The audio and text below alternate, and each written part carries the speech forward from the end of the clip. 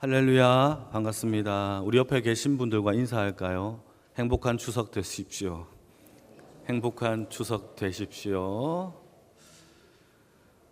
우리 성도님들 중에서 또 추석이라 또 이동하신 분들도 벌써 계시고, 또 부모님을 만나러 고향 땅에 오신 분들도 계시는데, 이동 간의 안전한 운행을 여러분 꼭 부탁을 드립니다. 또 너무 맛있어서 너무 많이 먹어서 배탈도 나지 마시고, 또 오랜만에 만난 가족들과 함께 이렇게 즐거운 시간을 보내시다가 또 언짢은 소리에 또 싸우는 일이 없도록 여러분 항상 화목한 그런 추석이 되기를 축복합니다. 자, 오늘은요 출애굽기 3장의 말씀인데요, 거룩한 땅이라는 제목으로 주의 말씀을 증거하겠습니다. 오늘 본문은 우리가 지난주에 살펴본 것처럼 모세가 동족들의 배신이죠. 동족들에게 이렇게 발각이 되어서 애굽 사람을 죽인 것이 발각이 되어서 미디안 땅으로 도망을 칩니다. 그리고 미디안 땅에서 40년이라는 시간이 흐르게 되고, 그 땅에서 미디안의 제사장 이드로라는 사람의 딸 십보라와 결혼을 하게 되는 사건도 벌어지게 됩니다.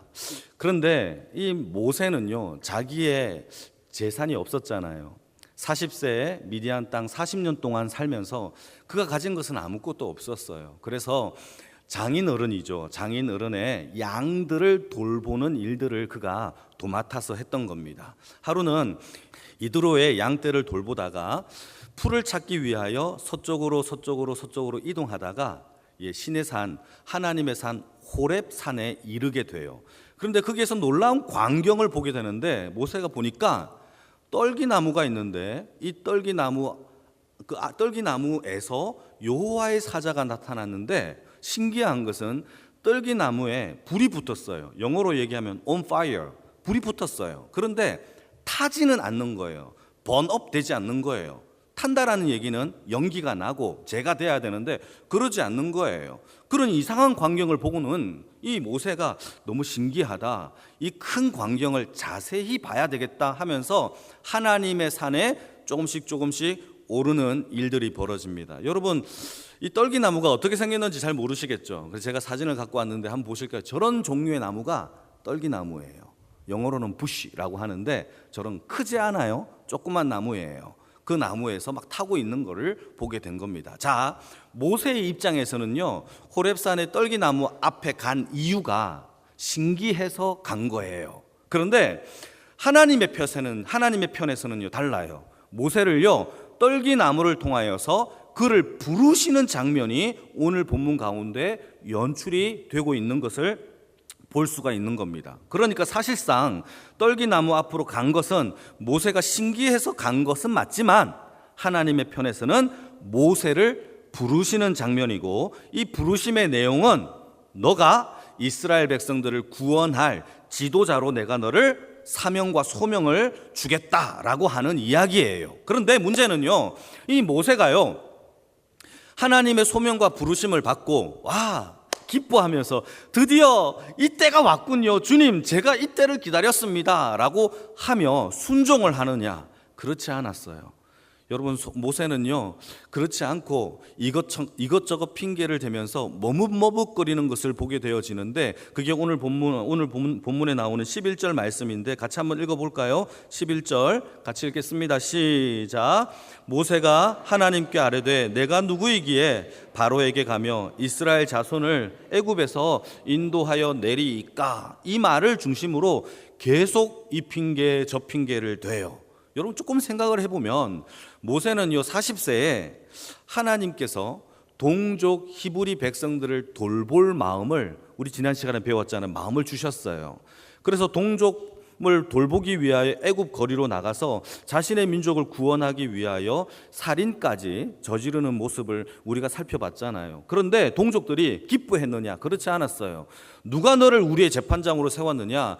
너는 나도 죽이려고 하느냐라고 하면서 그 살인과 모든 것이 들통나는 거절감과 배신감을 이 모세가 고스란히 받았단 말이에요. 그러니까 이것을 생각해 보면 동족들에 대한 배신감, 거절감으로 인하여 머뭇머뭇거리는 것도 다소 우리는 이해가 돼요. 자, 여기에서 우리가 한 가지 한번 생각해 봐야 될 게 있는데, 우리는 하나님의 직접적인 소명, 직접적인 음성을 듣고 내가 너를 이렇게 불렀다, 너 이거 해라 라고 하나님의 음성을 들으면 순종할 거라고 생각해요. 머뭇거리지 않을 거라고 생각해요. 내가 천사를 보면 하나님을 잘 믿을 거라고, 하나님 한 번만 보여주세요 라고 할 때가 있어요. 그러나 여러분, 그거 아니에요. 그거 거짓말이에요. 착각입니다. 여러분, 성경이 그걸 우리에게 증명하고 있어요. 하나님의 음성을 듣고 하나님의 직접적인 기적을 체험해도 하나님을 순종하지 않았던 사람들이 성경에 너무 많아요. 대표적으로 요나 선지자를 볼까요? 여러분, 구체적으로 요나 선지자에게 하나님의 사자가 나타나서 그에게 말씀을 합니다. 구체적인 명령이에요. 40일 후가 되면 니느웨가 망하니까 가서 하나님의 말씀을 증거해라. 그러나 여러분, 요나가 순종합니까? 아니에요.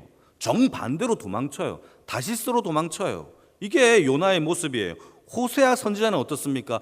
호세아 선지자는요, 하나님이 그에게 직접적인 명령을 내립니다. 이 여자랑 결혼해. 이 여자가 누구냐? 고멜이라는 여자인데 몸을 파는 창녀예요. 그러니까 여러분, 하나님의 선지자로서 청녀와 결혼할 수가 없는데 하나님이 명령하셨어요. 순종해야 돼요, 안 해야 돼요? 해야 되겠죠. 그런데 단번에 순종을 하지 못해요. 음성을 듣고 명령을 내리고 구체적인 여자를 줘도. 여러분뿐만 아니라 하박국 선지자는 어떻습니까? 하박국 선지자도 여러분, 하나님의 음성을 듣고 하나님의 선지자였어요. 그런데 그가 본 것은 뭐냐? 세상의 악한 자들, 나쁜 놈들이 부자가 되고 돈을 잘 벌고 잘 살고 떵떵거리면서 감옥도 안 가고 그렇게 사는 모습을 보고 시험에 들어요. 그래서 그 시험이 얼마나 심각하게 들었느냐, 하박국 선지자의 그 기록서를 보게 되면은 그가 시험에 들어서 얼마나 힘들어 했는지를 우리는 성경을 통하여 알 수가 있는 거예요. 자, 여기에서 우리가 한 가지 알아야 될 게 하나 있어요. 하나님의 쓰임을 받았던 대부분의 사람들은 하나님의 음성을 듣고 기적을 체험하고 직통 계시를 받았기 때문이 아니에요. 하나님의 우리에게 허락하여 주신 소명과 사명에 대하여 순종할 수 있는 기도와 하나님께 내어 맡김과 내 주인이 하나님이시다라는 것을 인정하고 살아간 주의 백성들만이 하나님의 은혜 가운데 순종할 수 있다라는 사실을 성경을 통하여 우리는 알 수 있어요. 그러니까 여러분, 우리가 딴 걸 구하면 안 돼요. 무엇을 구해야 되느냐? 주신 사명, 주신 소명, 주신 직분에 대하여 하나님 충성할 수 있는 믿음을 달라라고 기도하는 주의 백성들이 되어지기를 축복합니다. 그게 중요해요. 그리고 여러분, 모세의 어머니와 아버지는요, 둘 다 레위 사람이에요. 그들은요 하나님의 언약을 들었던 백성들이란 말이죠. 아브라함과 이삭과 야곱의 언약이 무엇인지를 레위의 이 자손들은 다 알고 있었단 말이에요. 그러니까 비록 지금 자기들이 애굽 땅에서 노예 생활을 하지만 반드시 하나님께서 가나안 땅이라는 약속의 땅을 주셨고 그 땅에 들어갈 것이라는 것을 그들은 이미 알고 있었어요. 그리고 히브리서 11장을 보시게 되면 이 모세에 대하여 뭐라고 설명을 하고 있느냐 하면, 모세를 향하여 모세가 믿음으로 성장했다라고 성경 기록하고 있어요. 이 말은 젖을 떼기까지 부모님이 요게벳, 그러니까 자기의 아버지와 어머니가 자기를 키웠다라는 것을 가정하에 그는 믿음과 하나님의 말씀과 언약을 이미 듣고 자랐던 사람이죠. 그러니까 믿음으로 장성했고 또한 믿음으로 자기 백성, 하나님의 백성을 함께 고난받기를 즐거워했대요. 그래서 애굽 거리로 나갔고 동족을 위하여 살인까지 저지르는 것을 스슴지 않았던 것을 우리가 성경을 통하여 알 수 있단 말이죠. 그런데 지금 동족이 모세를 거부하고 거절하고 또 배신했고 도망치면서, 자, 질문 하나 던지겠습니다. 모세가 동족들에게 배신을 당하고 동족을 위하여 열심히 헌신하려고 했을 때에 형제들은 자기들을 거부했고 거절했어요. 자, 그러면서 미디안 땅으로 도망칩니다. 그때 모세의 마음은 어떤 마음으로 도망쳤을까요? 내가 이 민족을 다시 와서 구원하리라, 사랑할게, 너희들이 나를 배신했지만 난 너희들을 사랑한다 하면서 떠났을까요? 아니에요. 생각해보면 모세의 마음은요, 두 번 다시 너희들을 보나봐라, 내가 두 번 다시 너희들을 위하여 헌신하나 봐라 라고 하면서 가지 않았을까요? 이건 합리적인 판단이에요. 그러니까 여러분, 모세가 떠날 때에 두 번 다시 너희들을 안 볼 거야 라고 하면서 떠날 가능성이 많단 말이에요. 자, 여기에서 우리가 또 두 번째 한번 생각해 봐야 될 것은 무엇이냐? 이처럼 우리도 하나님의 열심을 가지고 하나님의 열심을 내 열정과 내 힘으로 할 때는 항상 문제가 생긴다라는 것을 우리는 기억해야 돼요. 여러분, 이 열심과 열정이 내 뜻과 내 열정이 되면 늘 하나님의 뜻과 이게 부딪힐 때가 많아요. 여러분, 교회에서 너무 열심인 사람이 항상 문제가 돼요. 그게 하나님의 뜻에 맞는지 하나님의 말씀에 순종하는지를 재보지 않고 내 열정, 내 마음대로 할 때에 늘 부딪힌단 말이에요. 자, 하나님의 소명과 하나님의 부르심 앞에 우리가 인간이 단 한 개라도 그 소명과 부르심을 성취할 수 있는 게 있을까요? 없을까요? 없어요. 이걸 인정해야 돼요. 여러분, 목사라는 하나님께서 저를 목사로 불렀는데 이 목사의 직분을 내 능력과 내 힘과 내 스킬로 단 한 개라도 성취할 수 있는 게 있을까요? 없을까요? 없어요. 그래서요, 예레미야 선지자는요, 예레미야 서를 통하여서 여호와 하나님을 이렇게 불러요. 어떻게 부르느냐? 제가 한번 읽어볼게요. 이를 행하시는 여호와, 이를 만드시는 여호와, 그리고 그것을 성취하는 여호와가 이르기를, 이렇게 얘기하고 있어요. 그러니까 이를 행하시는 것도 여호와고 만드시는 것도 여호와고 성취하시는 것도 여호와, 그 하나님이 우리에게 요구하는 게 딱 한 가지 있어요. 그 뒤를 보면 우리가 할 수 있는 일이 너는 내게 부르짖으라, 내가 너에게 응답하겠고 내가 너에게 크고 비밀한 것을 보여주리라, 이렇게 말씀하고 있단 말이에요. 그러니까 여러분, 소명과 부르심 앞에서 인간이 스스로 할 수 있고 성취할 수 있는 것은 하나도 없어요. 부르시고 그 일을 만드시고 그리고 난 다음에 성취하시는 것도 다 하나님이 하시는 줄 믿으시기를 축복합니다. 그래서 우리는 하나님을 구하고 찾고 맡기는 것이 더 중요하다라는 사실이죠. 그래서 하나님은요, 우리를 훈련시키시는 궁극적인 최종적인 목적이 뭐냐? 우리를 훈련시켜서 최종적으로 만들려고 하시는 목적이 뭐냐? 내 뜻, 내 성질, 내 어떤 탐욕으로 일하는 것이 아니라 그것을 다 꺾어버리고 하나님의 뜻에, 아버지의 말씀에 그 뜻을 기다릴 줄 아는 온유한 사람으로 만드는 것이 성경에서 이야기하고 있는 훈련의 목적인 줄 믿습니다. 여러분, 여기서 온유한다라는 말이 성경을 사전을 찾아보게 되면은 고개를 숙이다라는 뜻이에요. 곧 겸손이겠죠?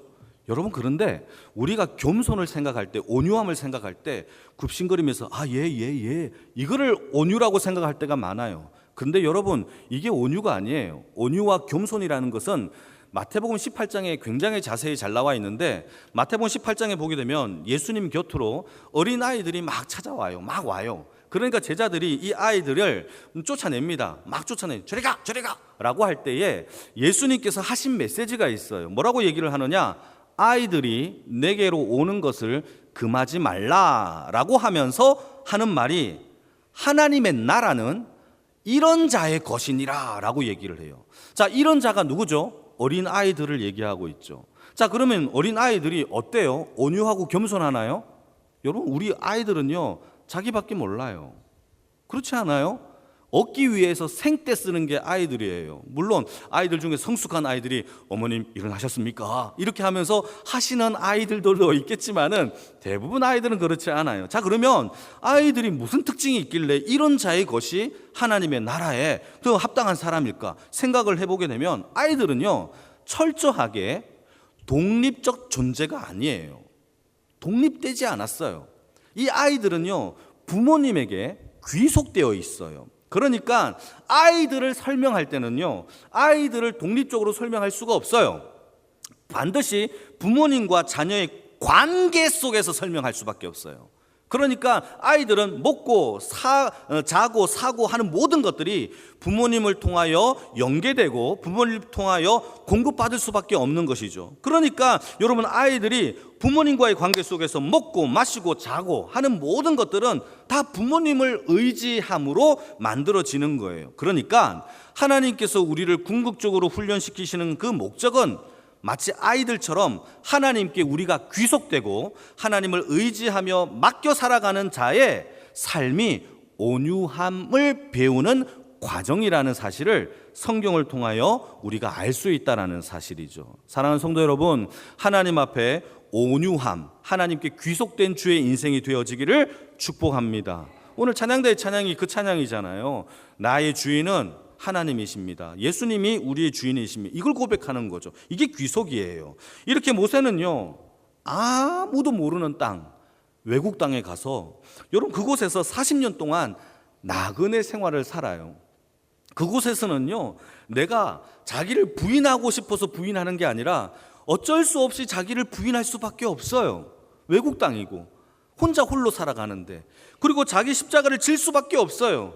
그 땅에서는요, 하나님이 40년 동안 모세를 그렇게 훈련해 나가십니다. 부인하고 자기를 버리는 훈련을 통하여 드디어 때가 되어 하나님이 오늘 본문에 모세를 부르시는 거예요. 4절입니다. 같이 한번 읽어볼까요? 4절 시작.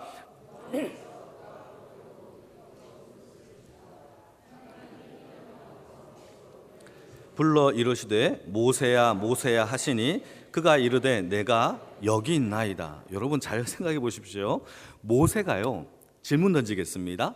40년 동안 미디안 광야에서 손님이 찾아온 적이 있을까요? 부모님이 찾아와가지고 모세야 네가 여기 있었구나. 아론이 형이 찾아와서 모세야 내 동생아 그랬나요? 누나 미리암 찾아왔나요? 아니면 심지어 입양한 엄마 바로의 딸 공주가 찾아왔나요? 그런 적이 없어요. 아무도 안 찾아왔어요. 오직 한 분이 찾아오셨어요. 누가 찾아왔죠? 하나님이 찾아오셨어요. 얼마나 은혜가 되나요? 그리고 이름을 불러주세요. 모세야 모세야. 모세는요 다 잊은 줄 알았어요. 내 이름조차도 다 잊은 줄 알았어요. 그 땅에서 모세라고 불렀을까요? 아니면 미디안의 시계 이름으로 불렸을까요? 우리는 몰라요. 그러나 정확한 그의 이름을 불러주신 분은, 찾아오신 분은 여러분 우리 하나님이 모세를 찾아오셨어요. 그러면서 하는 말이 5절입니다. 같이 한번 읽어볼까요? 시작.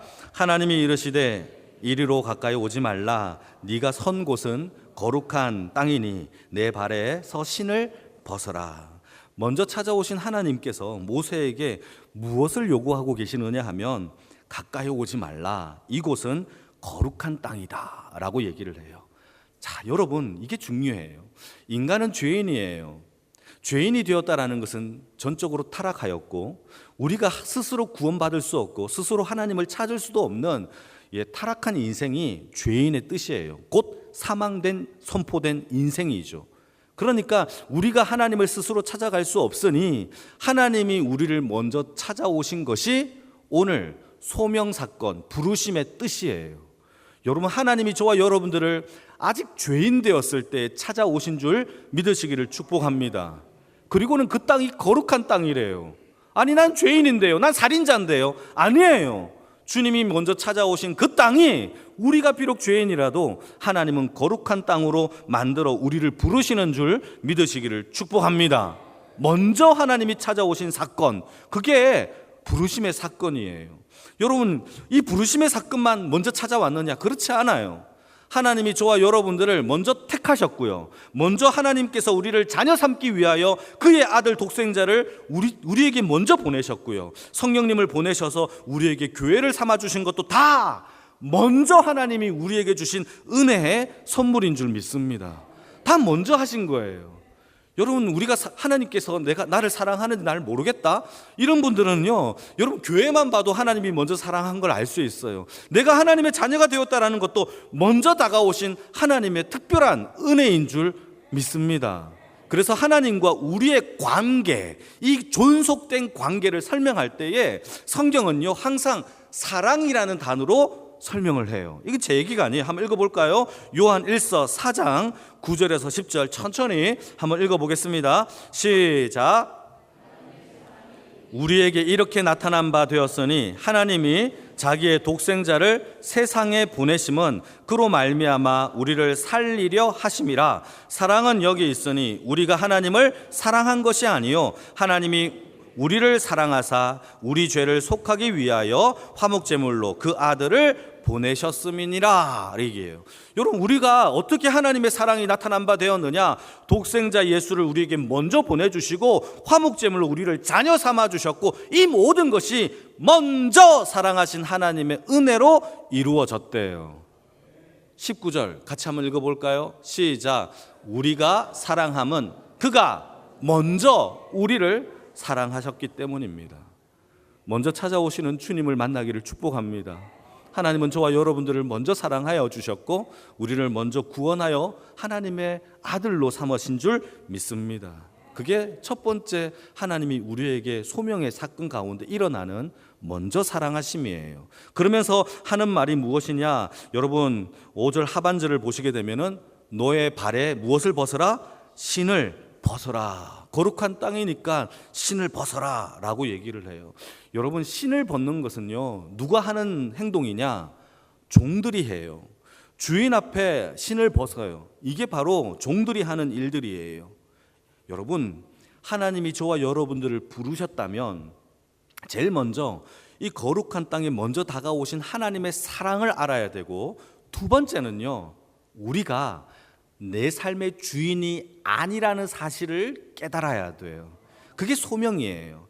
신을 벗는다라는 것은요, 이제 내 삶의 주인이 내가 아니라 아버지가 내 주인입니다 라는 것을 고백하는 행위의 믿음이 신을 벗는 행위예요. 그러니까 여러분, 소명의 목적은요 무엇이냐? 내 인생 내 마음대로 살아가는 게 아니라 소명의 목적은요, 내 인생 주님 뜻대로 살겠습니다를 바꾸는 것이 소명의 목적이라는 사실이에요. 여러분, 대한민국 남자라면 누구나 다 군대에 입대를 합니다. 부르심을 받아요. 우리 지난주에 예창군이 군대에 입대했잖아요. 나라의 부르심을 받아요. 자, 그러면 질문 던지겠습니다. 군대에 가면, 군대에 계신 어머님들 잘 들으셔야 됩니다. 우리 아들들이 군대에 가면 제일 먼저 하는 게 뭘까요? 먼저부터 제식 훈련을 받을까요? 그렇죠. 옷을 먼저 벗어요. 지금까지 입고 있었던 옷을 벗고 신발을 벗고 양말을 벗고 제일 먼저 무엇을 입는다? 군복을 입고 군화를 신어요. 그리고 난 다음에 신분이 바뀌어요. 이제는 일반 사람이 아니에요. 이제 그는요, 일반 사람이 아니라 군인이 되는 거예요. 이처럼 우리를 하나님께서 부르셨고 우리를 향하여 신발을 벗으라고 얘기하는 것은요, 저와 여러분들의 이제 신분적 변화, 내가 너를 이제 세상의 죄인으로 삼지 아니하고 하나님의 자녀로 삼겠다라는 신분적 변화의 역사가 일어나게 하는 것이 우리를 부르신 목적이라는 사실을 기억하기를 축복합니다. 저와 여러분들을 하나님이 부르셨습니까? 믿으십니까? 그렇다면 우리는 이제 주인이 하나님이세요. 잘 들어보세요. 종들은요, 자기 사업을 걱정하지 않아요. 다시, 종들은 사업을, 자기라는 말도 필요 없죠. 자기 사업이 없으니까. 종들은요, 사업을 걱정하지 않아요. 종들은 먹을 것을 고민하지 않아요. 종들은 오늘 내가 무엇을 해야 될지 고민하지 않아요. 왜죠? 종이니까. 주인이 시키는 거 하는 거예요. 만약에 이걸 고민한다면 종이 아니에요. 지가 주인이 되는 거예요. 자기가 주인공이 되려고 하는 거예요. 종들은요, 주인이 먹으라고 하는 거 먹고요, 가라고 하는 곳에 가는 거고요. 오늘 일과를 고민 안 해도 돼요. 일과가 많아요. 주인이 시키는 거 하면 돼요. 다만 그 시키는 일을 견딜 수 있는 믿음의 역사, 순종할 수 있는, 그게 바로 온유예요. 그게 바로 신발을 벗는 거예요. 내가 주인으로 살지 않겠다라는 신발 벗는 행위죠. 여러분, 어메이징 그레이스라는 찬양을 아십니까? 우리에게는요, 나 같은 죄인 살리신이라는 찬양으로 우리가 잘 알고 있죠. 존 뉴턴이라는 사람이 이 곡을 작사했어요. 이 곡은요, 원래는 민요예요. 민요인데 이거를 작사하여서 이 가사말을 붙인 사람이 바로 존 뉴턴이라는 사람인데, 이 사람은요, 원래 흑인을 사고 파는 흑인 노예 상인이에요. 이 사람이 얼마나 못된 사람이냐 하면요, 흑인이라는 것은 사람으로 취급하지 않았고 물건으로 취급했어요. 그래서 아프거나 늙거나 다치거나 말을 안 들으면 그냥 바다에 던져서 죽여버렸어요. 인간 말종 같은 사람인데 그에게 하나님의 부르심의 사건이 일어났어요. 복음을 듣고 그가 인생 가운데 거룩한 땅에서 너의 신을 벗어라 라는 이 음성을 듣고 그가 신을 벗기 시작했어요. 지금까지는요, 사람을 사고 파는 이 노예상이었지만 그걸 벗고 복음의 신을 신고, 여러분 나중에 일대기를 읽어보십시오. 그가 얼마나 많은 복음을 전했는지 한번 읽어보시면은 하나님께서 그렇게 사용하셨어요. 그러면서 지은 찬양이 뭐냐? 나 같은 죄인 살리시니. 한번 여러분 자막을 한번 보실까요? 제가 가사를 띄어 갖고 왔는데 같이 한번, 없나요? 제가 읽을까요? 나 같은 죄인 살리신 주 은혜 놀라와. 잘 들어보셔야 됩니다. 나 같은 죄인 살리신 주 은혜 놀라와. 잃었던 생명 찾았고 광명을 얻었네.